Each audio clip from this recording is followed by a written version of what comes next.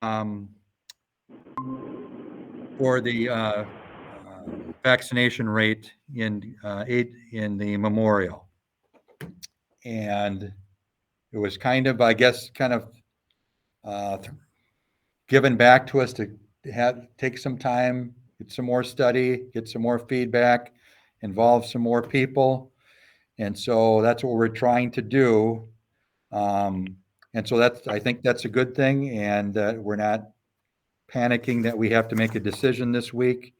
The other thing that happened at the school board meeting relative to mitigation strategies and masking is that the resolution that was in place where the superintendent could make a change after consulting with the board chair and notifying the school board. Now, if we want to make a change in let's say our masking protocol, that would require a vote of the school board members. So that's what we would do. And we can call emergency meetings if necessary, if that becomes necessary. So we can still do that too. So that's just a little bit of a change.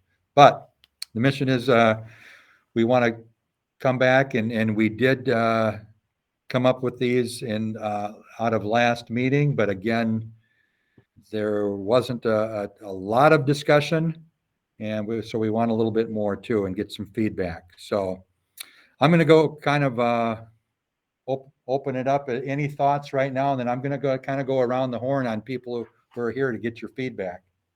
And what parts what are you thinking? What are your thoughts on metrics? So anybody here right now? And thanks for joining us too. Tom? Yeah. I thought what was presented at the school board meeting on Monday night, and developed and presented at the ESLPAC meeting last Thursday, is a good start. Like Eric mentioned, we want to get feedback basically around the horn, right? Students, parents, administration, the medical professionals. I did take the opportunity to individually email the school board, who not only want to see a recommendation, I think a lot of us want to see a recommendation and metrics so that everybody knows what we're doing. We're not just looking at the numbers just for looking at the numbers' sake, that we have metrics. So when the numbers get to a point and it seems like a good spot to go to recommending masks instead of mandating, that we have the solution in place to do that, the numbers, the metrics. So I did individually talk with each of the school board members and did send to Eric, who could certainly forward that on to everybody that wants it, their take on what we want to see for metrics. And a lot of it circled around what has been originally proposed. So, subject to certainly what everybody else has to say, I hope we're close and we can arrive at something that we can present back to the school board for an approval, either at a special meeting or the next regular meeting. So, but I think it's important that, and the school board indicated that, I think pretty much overall was, we want to make sure we're hearing from all of the people involved. Again, all the people I already named. So, and just make sure we're thinking it through and we get different points of view on this. So. Okay, thanks, Tom. So I think what we'll do this afternoon too, we'll open it up to, other people who are out there joining our meeting too, so if you would like to give some feedback. But any other thoughts right now here in-house, Amy? Did you guys look at the metrics at the other schools you had mentioned at the board meeting had in place? Is it similar to what they're utilizing for their own metrics? There's only one locally right now, and that's Rock Ridge. Okay. and they're using the central St. Louis County number, which right now this week is up over 100. Yep. And they're not using the local zip code case rate. Maybe we're using too many things. But I know people have put a lot of stock in the local zip code case rate because the northern St. Louis County case rate includes like Cook and Tower too. Right. But that's a good point. Most of the other ones, I think I don't have them right in front of me, but I think the other ones around us, like Hibbing and Cook County and others, don't have any. And these, I think one thing to remember too is these can always be expanded on. Mm-hmm. I think you have to have a starting point for focus and to get something out there because it's obviously being asked for. Yeah. But I think that you have to start, maybe a little more basic like this with just some very direct numbers that you're using and the guidance of the people that we sought and go from there. Good point. Well, we had here's what I will also tell you. We had a vaccination clinic. And we had a vaccination clinic on Tuesday, and I think there's another one on Friday. There wasn't a lot of participation. In fact, if any, on Tuesday. It was really last minute, wasn't it? I didn't see it. Yeah, there was. I don't know how much it was promoted. I guess I really don't know. Other than internally, like there was messaging that went out to that and in bulletins and so forth, but within the community. And then so we're doing it again, I think, on Friday. So we'll see. And one of the things, I had thrown, and I'll tell you, I had thrown out there the greater than 50% vaccination rate because I thought that was a doable goal. And Principal Anderson is the vaccination clinic on Friday. She's out here too. It is. It's scheduled for Friday after school in the Washington Auditorium. So it's for all of our students and staff that are age 12 plus. And I did resend that form again out. So the clinic has an accurate number of who will be there. Where are we currently for vaccination within our school? Principal Anderson, as far as we know, I think we're still at 41%. 41%. We don't have an update on that. But there's a couple different thoughts here. One, there's an incentive to do that, but people 12 to 18 have had an opportunity to get vaccinated for some time. So is that a realistic number to look at, vaccination rate? And the reason I kind of threw that in there too is because at least Essentia and some of the other medical community are saying, well, that's kind of the key is getting people vaccinated, but.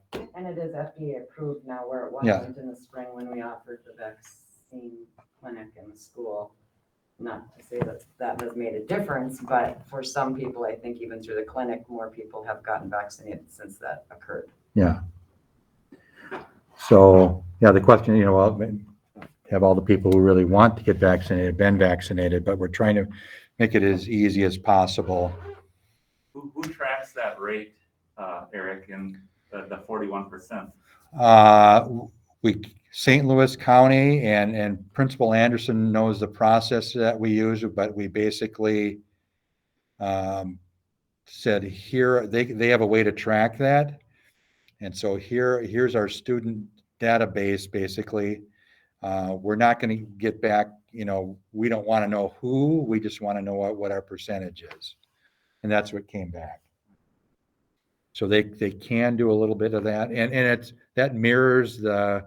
It's not like I said. That's not a bad big.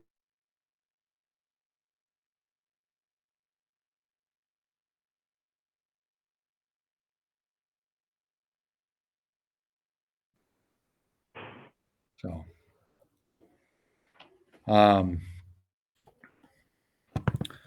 so I'd kind of like to go around and get some thoughts too, Tom. At least on our screen here, you are on the top left. So, can we get your thoughts on the metrics that were proposed and what changes you think we might need to make or things to consider.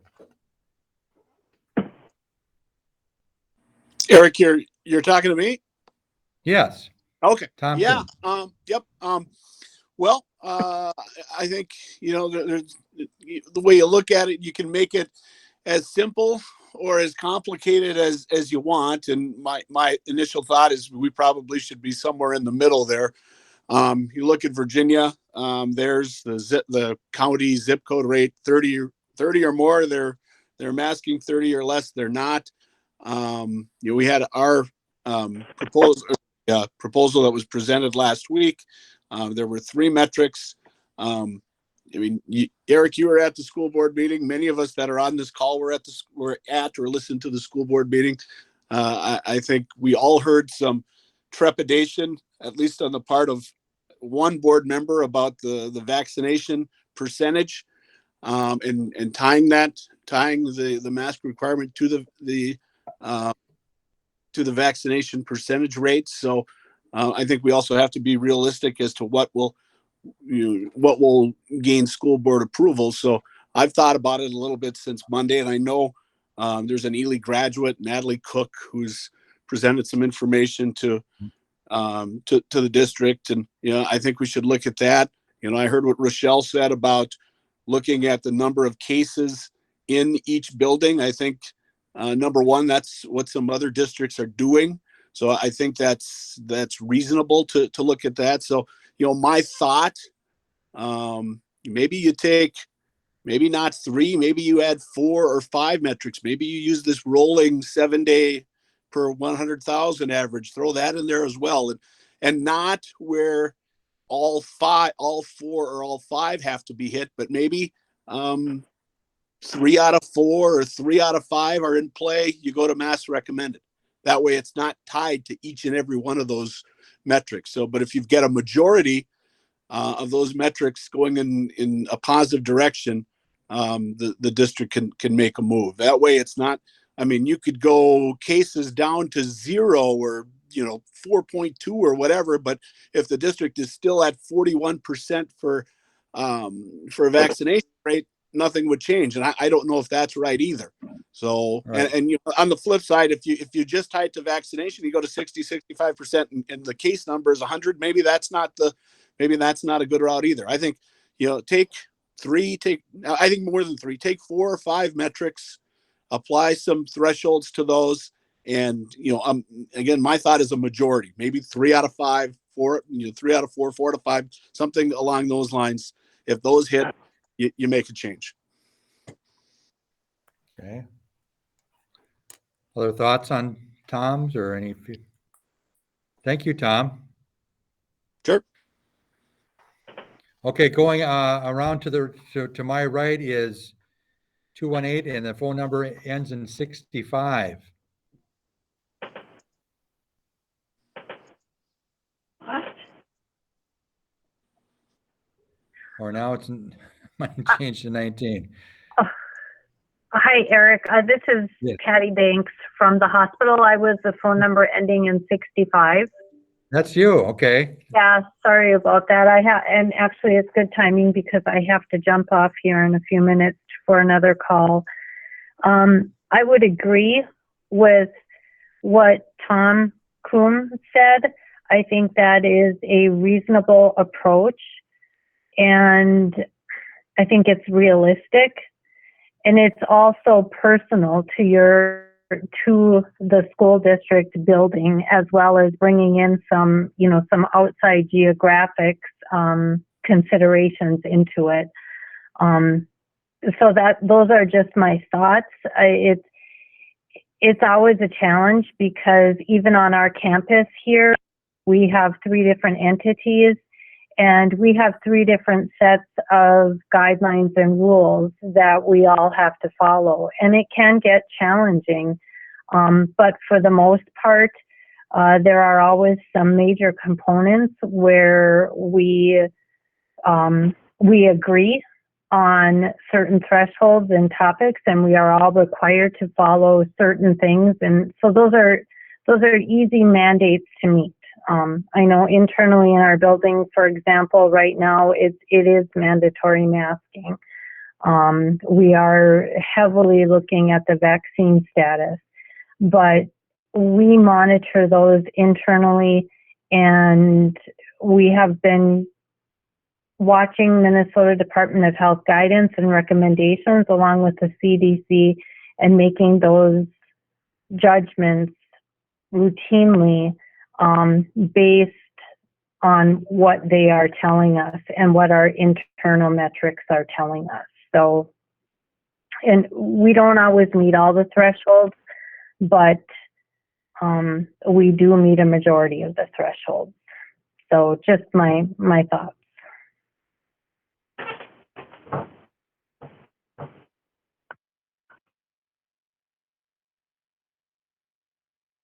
Thank you very much, Patty. I really appreciate that. Thank you.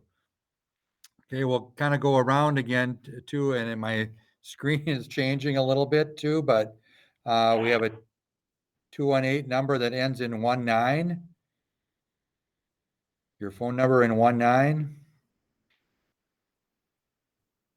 Right here.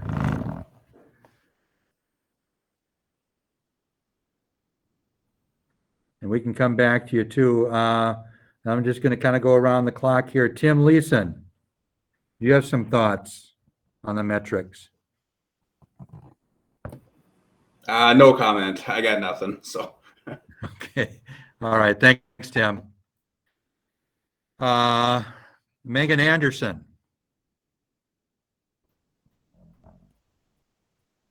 Yeah, Megan? yep. Okay. Like I've said before, I'm more interested in what the healthcare professionals are saying. What number or metric works on their behalf and what they feel is what a reasonable number is absolutely what I will stand behind. So that's it.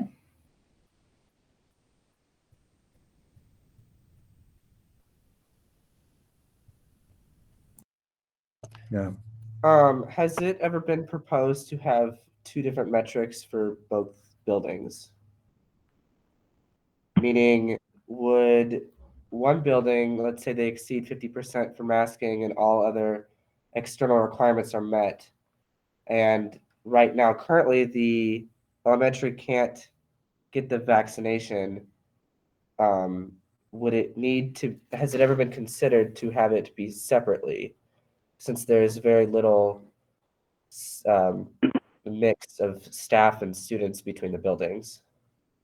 But there's siblings between. Oh, that's why, where I think, Okay. I think that's where it would muddy the waters, is siblings more than, right, the buildings obviously are Okay. quite separate, but that I don't makes know how you sense. separate that. Yeah. And you might still be able to. I mean, there's. Well, yeah. Consider it. And there are buildings, and that's where we were looking at too. It stepped. That was addressed a little bit in here, but only it was using the same metric. And it was, you're right, like would you go with the number of 30 for one and 20 for another? Is that what you're kind of saying? Well, just you have the 50%, that whole rule for Yep. the high school building, and because the high school building is the only one that can be vaccinated, once they reach that, then it's, and everything else is met, would it become mask optional? And because the elementary cannot be vaccinated, they would stay masked.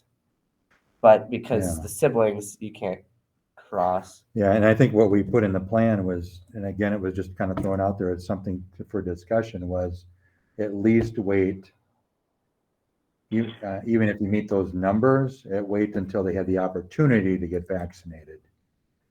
But that's something you could look at too. But I think good point, Amy, too, that we do have families in both buildings,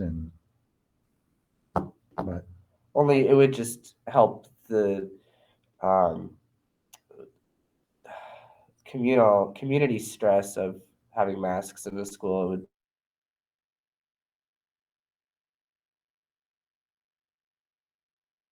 becoming not masked, if that would make sense. But yeah, it's for the siblings, it wouldn't happen. But that's just my thought. and it could. And we do have a few schools, Two Harbors next to us is masked in the elementary right now, but not in the high school. So good point. I wrote that down too. Betty, is this you out here who is 66 at the end? Probably, that's me. Yep, that is you. Yep, it's me. Okay. We're just, we're testing. Mary and I have been testing and sending kits home for parents to test their children when they call in and say, I have a runny nose, a sore throat. And we're trying to keep kids in school. And that way we don't have to send the siblings home. We had an incident today where one sibling was ill. We did the test, he was negative, and so we could keep the other sibling in school. And it's really been a big help to have these testings going. Okay. My only other comment is, where is the medical community in this dilemma? Are we looking at things getting better here in Ely, or what are they seeing? And do they have any recommendations? What, Paula or Heather or Tiffany? This is Heather. We continue to still see positives coming through the clinic. There's a bit of a, Babbitt is having some, I think, in their schools. And I know we've tested some positives out of Babbitt for sure. And there have been some positives in Ely. So, I think hospitalizations may be slowing, and Tiffany can answer to that. But, as far as testing and still seeing positives, we're just kind of steady. Okay. Well, Heather, and one of the things that, was discussed, I think, at the school board meeting too, and has been here, like by Principal Anderson, is really kind of looking to the medical community to say, would you be comfortable with the numbers that we put out? In other words, we certainly put a lot of stock into what the medical community had to say when we moved to masks. So I think conversely, they're also looking at the medical community to really help us find some metrics that are reasonable. Like Patti said, what is reasonable here? I can understand that. We don't look at positive and negative metrics at the clinic. We look at a state level, and I discussed this with Dr. Bianco, and bottom line, in the state local, we've had a vaccine. Sorry, I'm at home. A vaccine plateau, and there are trends for improvement are not present currently. And we're just seeing that increase of cases in children. So, whether or not it's an actual metric number, I'd like to definitely see vaccines go out to the younger kids for sure, in the elementary. And I think you can, based on that, open however you want to. We don't really work on metrics. We just kind of look at what the trends are state and locally. Okay. All right. Thank you, Heather. Yeah, Amy? If we weren't so close to the possibility of the 5 through 11-year-olds being able to possibly be vaccinated, I would think you wouldn't want to wait for that, but being that it is so close, for the families who do want that as an option, in my mind, you wouldn't look at any of those metrics until that point. So at least if we're making a change in our school, those families that feel that they want to keep their kids masked or they don't, have a choice in at least having that additional protection available to them, because right now they don't. And obviously we should be looking at our healthcare community for trends on what's going on locally. That's the most important, no matter what numbers we look at. But I think having that vaccine available for that younger age group would be an important part of making a decision in regards to the metrics, so people at least have that as an option. And they may feel more comfortable then with the decisions that the school makes. Good point. So with the medical community, and my question, so let's say that in the first week in November, that we are able to get our students vaccinated, at least the first dose. When do they get the second dose? 21 days after the first. So it can still be in November. So, Mhm. so before December, potentially, if they come out that early, we could have students, everybody who wants to get vaccinated, maybe. Or the numbers go down to such a point where the risk has been decreased to a point where there is no longer a significant Right. threat for exposures. Not that you couldn't get someone, but it would be, if you use the metrics you've got now and it got so low that you could consider it sooner. Okay. Good point. Let's see who else is out here. Zach, I'm trying to get him on here, but The easiest way would just be names first. yeah. Okay. Tiffany, how about Melissa? Are you out there? Yep, I'm here. I guess I kind of agree with Tom Coombe that we should, if we're going to have a list of metrics, we should maybe not need or require all three of them. If in this case, if we were to stick with the three, just because, let's say if Ely's numbers are below the mark for like 4 weeks in a row, but the Northern St. Louis County is high. It would be nice to be able to, still be able to remove the mask or have masks optional or whatever. So I don't know if we wanted to stick with the three and then use like an average. So instead of saying that both have to be below 30, say the average of the two should be below 30 or something, so that it's more localized as far as that goes too. And I do have a question too about the vaccination. Is there a reason we're not including staff in that percentage?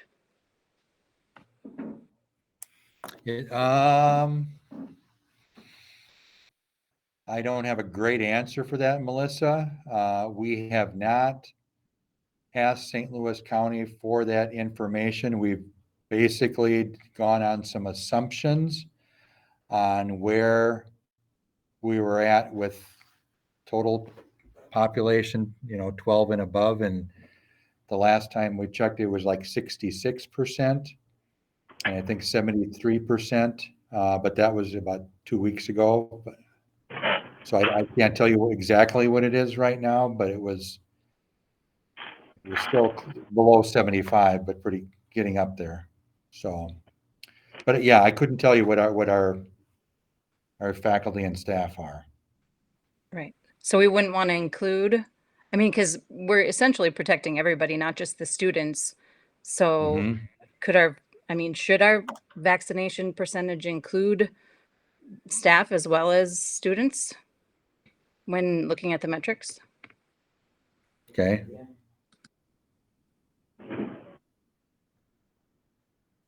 Would that be helpful, thing for me to see if I know the administration, we've discussed that possibility, but we hadn't pursued it yet. Principal Elke, do you have any thoughts on that? I mean, we could certainly contact St. Louis County and see if we can do that.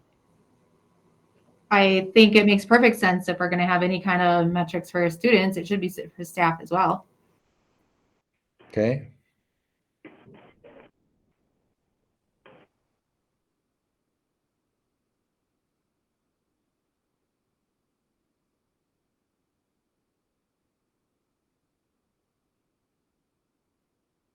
Good point. Yeah, because they're included in that number, which might be bringing that total number down, so they're not saying that, it's 19 to and above with that number. They're lumping everybody in. Yeah. Okay. Let's see who else is out here. Mary Schwinghammer. I'm here, and I like the layered approach. I feel we should keep our masks on until there's a decline in surrounding areas. We are testing a lot. There's a ton of colds going around right now. I would follow the CDC, and right now it looks like masks are the way to go. Okay. And we are testing a lot of kids, which is great. They're concerned that they might have COVID, and they have one or more symptoms, and many of them are having a common cold. And they look relieved to find out that they're negative and to go back to class and keep washing their hands and keep their any body secretions to themselves. So the mask helps with that, with the colds too. So even though they're able to be in school, they're definitely encouraged to keep their body fluids and their breath away from others, because other people don't want a cold either. There's a lot of sore throats and nose drippings. It's bothersome. So, Yeah. but anyway, I just feel like we need to, the mask helps with spreading colds also. Right. Okay. Thank you, Mary. Principal Elke. We've just been kind of going around and getting people's thoughts on the metrics and what they might like to see. Well, unfortunately, I didn't get to hear anybody because I had a different meeting, so I can't really. Can I tell you what Tom kind of threw out at the beginning of the meeting, and one of the things he said, and people have been commenting, is, do we go simple or complicated? Like we know that Rock Ridge was simple. They're using one number. That's it. That's what they do. We've also talked about having 4 or 5 metrics, and rather than all 3, maybe 3 out of the 5 or 4 out of the 5. So you're not, or as I think Melissa just said, maybe an average of a couple, if you're using biweekly case rates. And, maybe, and then what metrics are we going to look at? Do we, that new 7-day rolling average, what the St. Louis County just put out, and I don't know enough about it yet. And then, Ann, remember you had we were looking at something that positive case reports. Is that something that we want to look at? Are we just looking at the positive case reports in our schools? So that's been some of the discussions so far. And Zach had a good question too about, do we use the same metrics for both buildings? Or do we do it differently? And any medical advice? That's what I asked.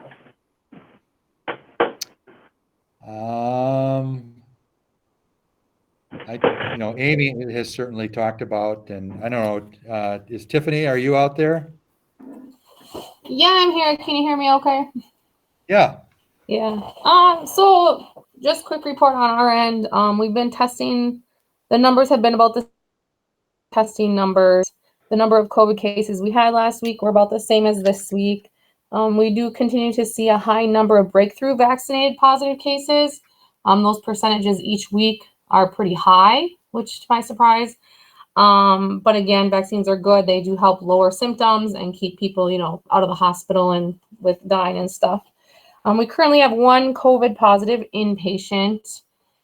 overall, in regards to the metrics, I definitely feel that with Tom and Patti, what they said, and Melissa about having various points to it and not just relying on one point, because there's so many things that can tie into this, you know, and you want to try to keep the local data as much as you can. So for sure, use the local numbers, use what your school's experiencing, because even though, like, say North St. Louis County has low numbers, but your school has a high amount of COVID positive cases and exposures going on, that definitely makes a difference. So definitely stay local with what your numbers and what's going on here. Exact numbers are really hard. I think public health would have a good idea for that, since they work a lot with the schools in the area. I know Bianco brought that up last week. And between the schools, I mean, I could see different guidelines between elementary and high school in regards to people who can be vaccinated in the high school as well as they can't in the elementary, but then even like mask etiquette and, you know, behaviors at an elementary age leveled student versus a high school age level student. So there's a lot of things to consider for sure, but I do like the idea of having more to look at, but then meeting those 3 criteria out of the 5 or something, you know. So hopefully that helps. Yeah, thank you. And we circle back to you on what your thoughts are. Yeah, I wish that, you know, the public health or Minnesota Department of Health or medical professionals could really give us some more concrete guidelines on these metrics, because we are not healthcare professionals by any means. We are educational professionals. So just like Dr. Bianco said last week, this is out of his wheelhouse to put metrics down on paper. Well, then it's far from our wheelhouse then to do metrics as well. But I would agree that more metrics, you know, like several layers, I do agree with that. Okay. Okay. And again, we're not alone in this. Every Thursday morning, I meet with all the area superintendents from McGregor all the way up to Cook County, and we have 4 counties that report out, including Aubrie Hoover, and so we and everybody's doing something a little bit different. You know, like I mentioned, you know, right next door we have 2 schools that are not masking, you know, in Mesabi East and the St. Louis County school system. Although I did find out Mesabi East, Aubrie Hoover told me today that if they have a certain number of cases in a class, they will go to masking. But so they've talked about a threshold which would make them go to masking. So everybody is a little bit different. So some of the things I'm hearing is multiple metrics. Myself, I like simple. That's one of the things I liked about the Rockridge plan. One number, boom, you got it. Easy to understand for people. But what I'm hearing from most people is maybe we look at multiple things. So I think we need to decide what are those multiple things. One of those things that the media talks a lot about and the medical professionals right now are the positivity rate. And some school districts have used a positivity rate with testing. I don't necessarily even really totally understand that either, but is that something you want to look at? Or what metrics do you think are the most important? What would be the most important metric? Should I do a survey of the ESLPAC committee on the different metrics and maybe we rank them? What would be helpful? This is Betty, are we gonna set a threshold as to how many positive cases we have? Is that what we're after to decide, are we gonna mask or unmask or whatever? I just see that as kind of, and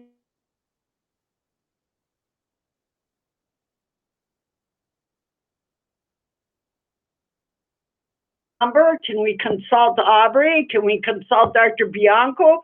Can we talk about that part of it and find out where are we headed? Just a thought. Yeah, well, and I think one of the things that we had in our plan was if we weren't masked and we dialed back, that we would have exceptions. That was one of the things we put in. If a classroom or program shows an increase in positive cases, we didn't put a number on it. We just said an increase in positive cases, that classroom or program could be required to wear masks for a specific amount of time. So, you know, depending on what building that is, you know, it could be the 8th grade, or it could be, you know, one particular class. But is that what people are looking for? A number where we dial back, or what is it? What we're looking for? What threshold is it? Have we? I don't know. It seems like we spin our wheels. Well, that's what we're trying to do. Identify what are those metrics? What are those things? So, Betty, what do you think is important for us to look at? I heard the cases in the school. Yeah, I think we need to look at what's going to happen with our elementary. I'm concerned about the elementary kids because none of them are vaccinated and can't be. And what a tragedy it would be if one of those children developed COVID and did not do well. It would bother me. So I just don't see the big deal about wearing a face mask until we can get these kids vaccinated and maybe get some, I don't know, a better understanding of it or whatever. But I just really don't think we should rush into unmasking these kids. My personal opinion. Okay. And your personal opinion carries a lot of weight, Betty. Yeah, I bet it does. Appreciate it. Tom, did you have one thing I would say is we're not rushing. We're moving along, and that opinion varies. Some people think we're running through molasses. Others think we're running through thin air. So you've got opinions that are very varied on that, no matter the topic. Once the elementary age kids are able to get vaccinated, we're likely to see the same type of percentage, correct me if I'm wrong, that we're seeing in the high school. I don't think every kid is going to be vaccinated for the same, probably similar reasons that all of the high school kids are not vaccinated. So I think I like the idea of, yes, we want to get the vaccine available to those kids so that the parents that want their kids vaccinated get vaccinated. And that certainly can be part of the metric, like we're potentially thinking about for the high school metrics. But it's not going to be just, I think we've all seen, it's not going to be sweeping success. We see it in the adult population and the high school population. Okay. I think part of it is people want something right now, and I don't think you're able to give that to them right now. And so, like you said, everybody's perception of how quickly this is happening is different. And I understand that the school board wants metrics because they're getting pressure from all of the parents on both sides of it. But you have to do due diligence to the process, and you don't want to backpedal, and you don't want to go forward too fast without the information that's going to affect us, especially locally. And I do think that piece of having it available for younger kids to at least have the availability of that vaccine is a big part of the metrics. Whether or not you put a number to it, I just think the availability for people to have that choice, because that's ultimately what it's all about. Those parents can still choose to send their kids to school with masks.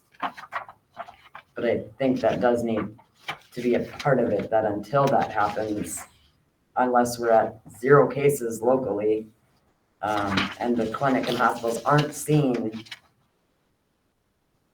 continued positive come in.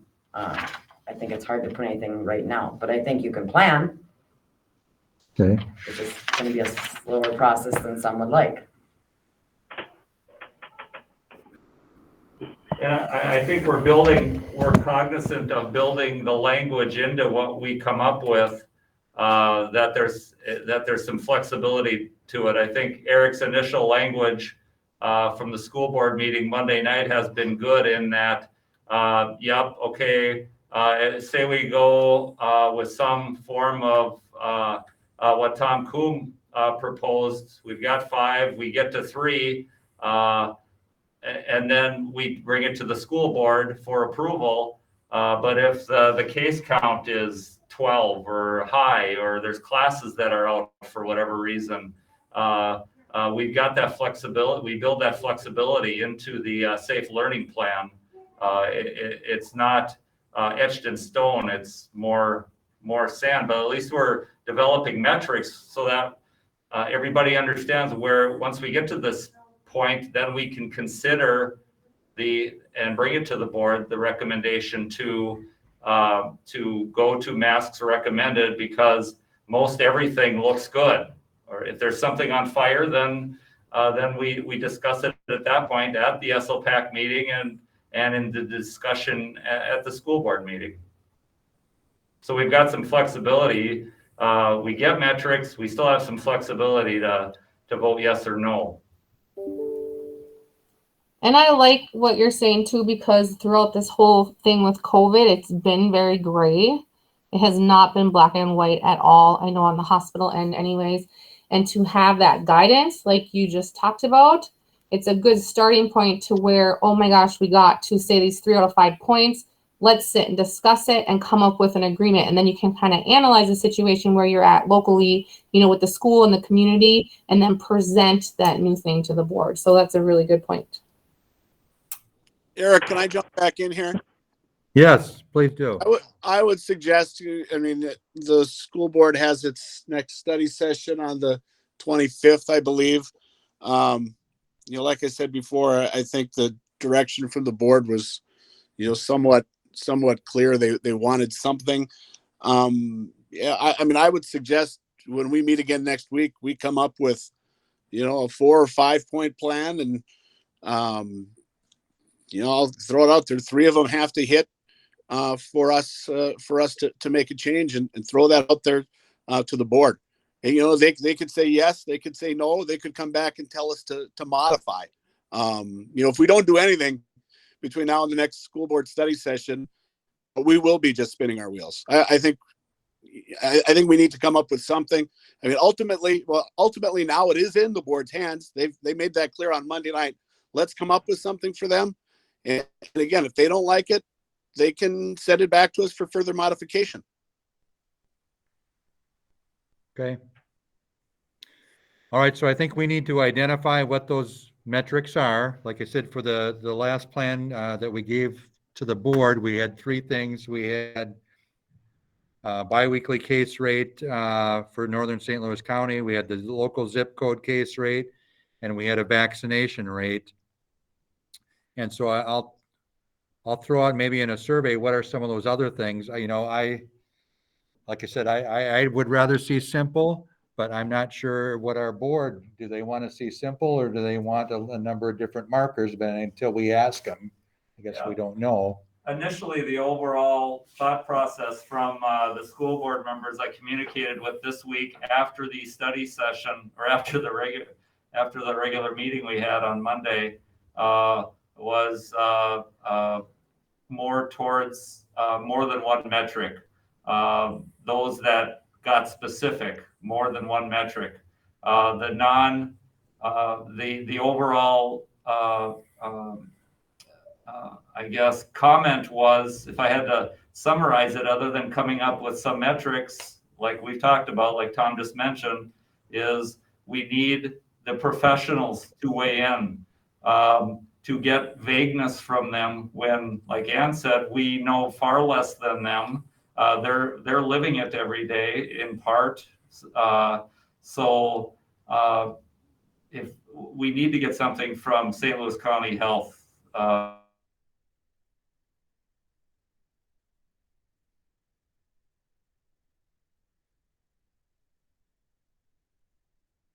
at least getting them to weigh in so we have their information, whether it be something specific or not, so we have something from them. I And I agree. guess- I think that's a good start. What I'm filtering or hearing, including St. Louis County Public Health, is, show us what you think and we can say that's reasonable or endorse it, but they're not going to give us a number. And we've tried to get that from them, and I talked to Aubrie Hoover about that today, and they're pressing, again, going up to the Minnesota Department of Health, and they say, well, whatever CDC says for the most part, and so you can't pin people down. Nobody wants to be pinned down on that too, but I think if we come up with what we think are reasonable metrics and say, can you endorse this plan? I believe the medical community could at least weigh in, say, no, I think it, but I don't see them giving us numbers because they've been reluctant to do so all the way around. Right. Well, yeah. And they're dealing with their corporate structure too, it's hard for them to do that. And, at some point, Essentia is not going to mask. But what is that number? Are they going to decide that locally, or is that going to come from corporate somewhere? That, okay, now that we feel you don't need to mask in the hallways in the hospital, only if you're in the surgery center or whatnot. But they're going to have some metric that they're going to use, but they don't want to share that right now. Because I don't know if they have one. Eric, this is Heather. We've got nothing like that coming anytime soon. I mean, the hospital has already brought it up to a red level, so you can't even have guests in your, we've dialed back visitors and stuff. So we have nothing like that coming down anytime soon. No, but I could have sworn in late June that it was looking pretty good, that maybe masks were going to disappear even in the hospitals, but maybe I was wrong. No, because we didn't wear masks here all summer for summer school. When the school year was done, we were done with masks. And I thought, it had gone down enough too, where the hospitals were pretty close to looking at it, but The clinic has anyway, not ever had a dial back. Just they so haven't. Okay. Nope. All right. Thanks, Heather. That helps clear that up then too. Good. Well, if you hear of anything, Heather, please let us know. I want to appreciate everybody who's been here this afternoon. And what I will do is I will survey our committee, and I'll survey about some of those markers that we talked about. Are there any other metrics that you would like us to consider? You plan to keep a bi-weekly. But I think 2 data points. Yeah. 2 data points. Well, I don't know. Maybe that's. I think you have. So you see a trend. Yeah. I think. And if you use that new one, that's 7-day rolling average. Yeah. Okay. All right. Well, thank you everyone for joining us this afternoon.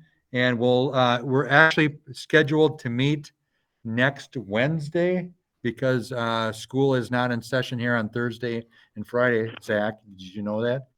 Okay.